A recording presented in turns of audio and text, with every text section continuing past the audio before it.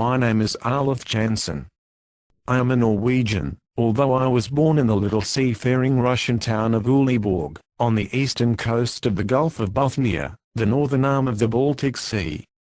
My parents were on a fishing cruise in the Gulf of Bothnia, and put into this Russian town of Uleåborg at the time of my birth, being the 27th day of October, 1811.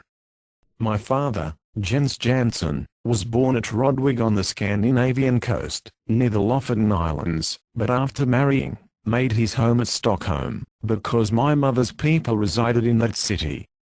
When 7 years old, I began going with my father on his fishing trips along the Scandinavian coast.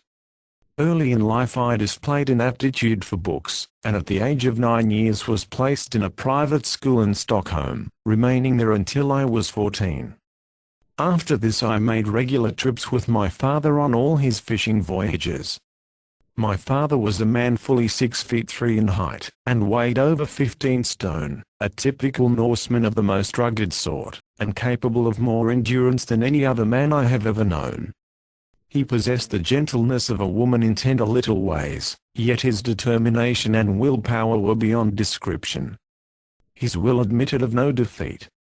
I was in my 19th year, when we started on what proved to be our last trip as fishermen, and which resulted in a strange story, that shall be given to the world, but not until I have finished my earthly pilgrimage. I dare not allow the facts as I know them to be published, while I'm living, for fear of further humiliation, confinement, and suffering. First of all, I was put in irons by the captain of the whaling vessel that rescued me, for no other reason than that I told the truth about the marvelous discoveries made by my father and myself. But this was far from being the end of my tortures. After 4 years and 8 months' absence I reached Stockholm, only to find my mother had died the previous year, and the property left by my parents in the possession of my mother's people, but it was at once made over to me. All might have been well, had I erased from my memory the story of our adventure, and of my father's terrible death. Finally, one day I told the story in detail to my uncle, Gustav Osterlind, a man of considerable property, and urged him to fit out an expedition for me to make another voyage to the strange land. At first I thought he favored my project. He seemed interested, and invited me to go before certain officials, and explain to them, as I had to him, the story of our travels and discoveries. Imagine my disappointment and horror when, upon the conclusion of my narrative, certain papers were signed by my uncle, and, without warning, I found myself arrested and hurried away to dismal and fearful confinement in a madhouse, where I remained for 28 years, long tedious frightful years of suffering. I never ceased to assert my sanity, and to protest against the injustice of my confinement. Finally, on the 17th of October, 1862, I was released. My uncle was dead, and the friends of my youth were now strangers. Indeed, a man over 50 years old, whose only known record is that of a madman, has no friends. I was at a loss to know what to do for a living, but instinctively turned toward the harbor where fishing boats in great numbers were anchored, and within a week I had shipped with a fisherman by the name of Jan Hansen, who was starting on a long fishing cruise to the Lofoten Islands. Here my earlier years of training proved of the very greatest advantage, especially in enabling me to make myself useful. This was but the beginning of other trips, and by frugal economy I was, in a few years, able to own a fishing brig of my own. For 27 years thereafter I followed the sea as a fisherman, 5 years working for others, and the last 22 for myself. During all these years I was a most diligent student of books, as well as a hard worker at my business, but I took great care not to mention to anyone the story concerning the discoveries made by my father and myself. Even at this late day I would be fearful of having anyone see or know the things I am writing, and the records and maps I have in my keeping. When my days on earth are finished, I shall leave maps and records that will enlighten, and, I hope, benefit mankind. the memory of my long confinement with maniacs, and all the horrible anguish and sufferings are too vivid to warrant my taking further chances. In 1889 I sold out my fishing boats, and found I had accumulated a fortune quite sufficient to keep me the remainder of my life. I then came to America. For a dozen years my home was in Illinois, near Batavia, where I gathered most of the books in my present library, though I brought many choice volumes from Stockholm. Later, I came to Los Angeles, arriving here March 4, 1901. The date I well remember, as it was President McKinley's second inauguration day.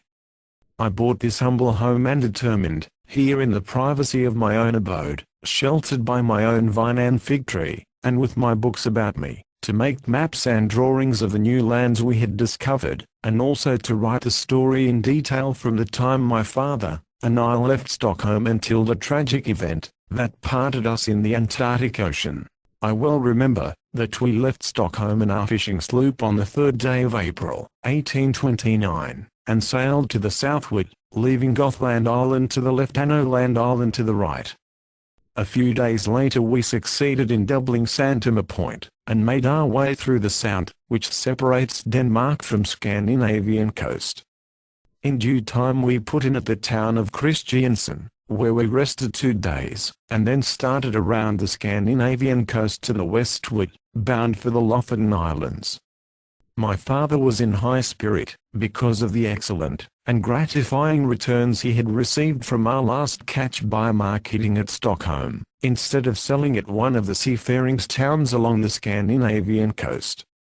He was especially pleased with the sale of some ivory tusks that he had found on the west coast of Franz Josef Land during one of his northern cruises the previous year, and he expressed the hope that this time we might again be fortunate enough to load our little fishing sloop with ivory, instead of cod, herring, mackerel and salmon. We put in at Hammerfest, latitude 71 degrees and 40 minutes, for a few days' rest. Here we remained 1 week, laying in an extra supply of provisions and several casks of drinking water, and then sailed toward. For the first few days we had an open sea and favoring wind, and then we encountered much ice and many icebergs. A vessel larger than our little fishing sloop could not possibly have threaded its way among the labyrinth of icebergs, or squeezed through the barely open channels. These monster bergs presented an endless succession of crystal palaces, of massive cathedrals and fantastic mountain ranges, grim and sentinel-like, immovable as some towering cliff of solid rock, standing silent as sphinx, resisting the restless waves of a fretful sea. After many narrow escapes, we arrived on the 23rd of June, and anchored at Twijade Bay for a short time, where we were quite successful in our catches. We then lifted anchor, and sailed through the Hinlopen Strait, and coasted along the northeast land.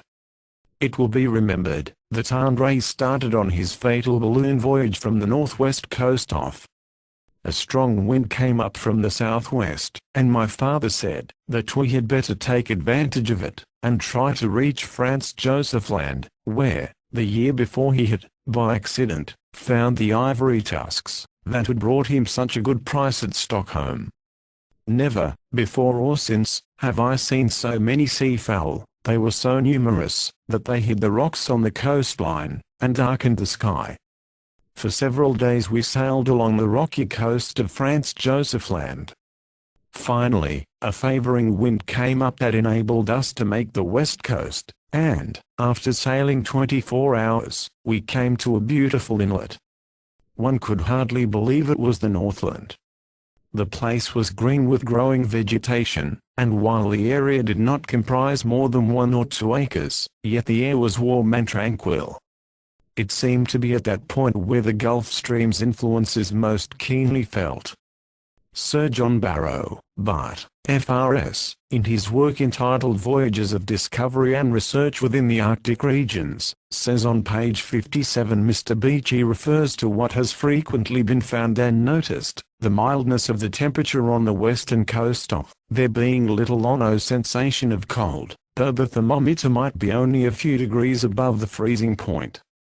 the brilliant and lively effect of a clear day, when the sun shines forth with a pure sky, whose azure hue is so intense as to find no parallel even in the boasted Italian sky.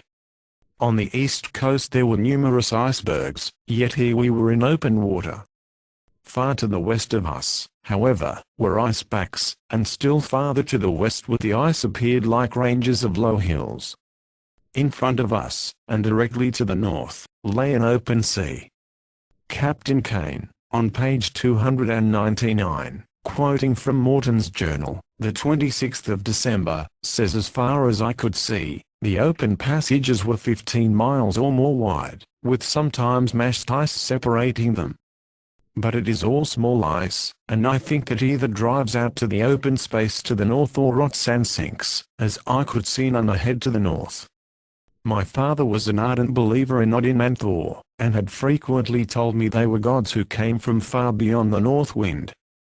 There was a tradition, my father explained, that still farther northward was a land more beautiful than any that mortal man had ever known, and that it was inhabited by the chosen.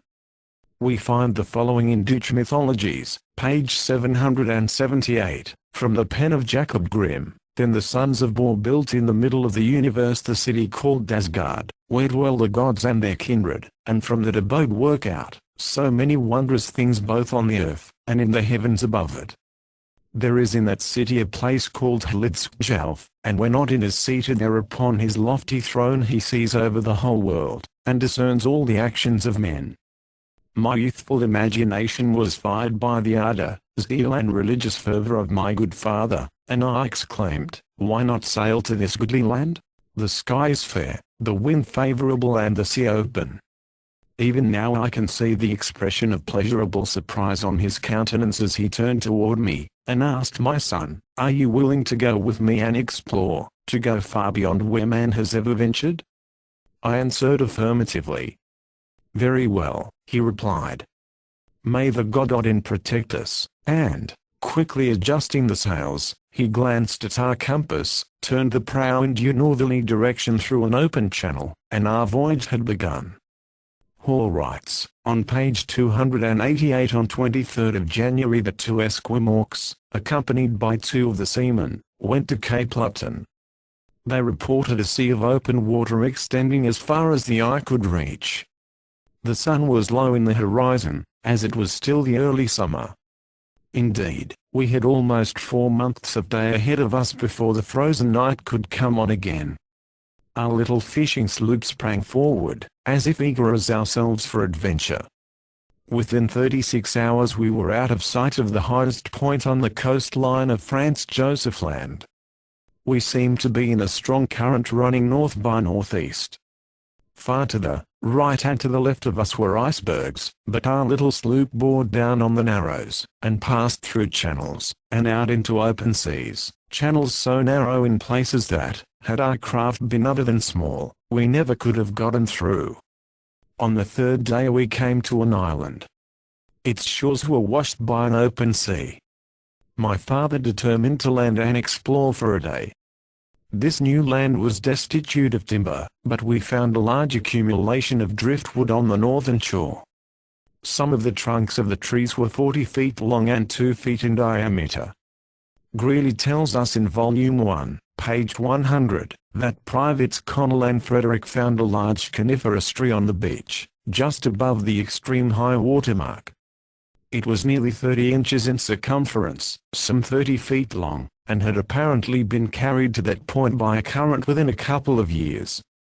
A portion of it was cut up for firewood, and for the first time in that valley, a bright, cheery campfire gave comfort to man. After one day's exploration of the coastline of this island, we lifted anchor, and turned our prow to the north in an open sea. Dr. Kane says, on page 379 of his works, I cannot imagine what becomes of the ice. A strong current sets in constantly to the north, but, from altitudes of more than 500 feet, I saw only narrow strips of ice, with great spaces of open water, from 10 to 15 miles in breadth,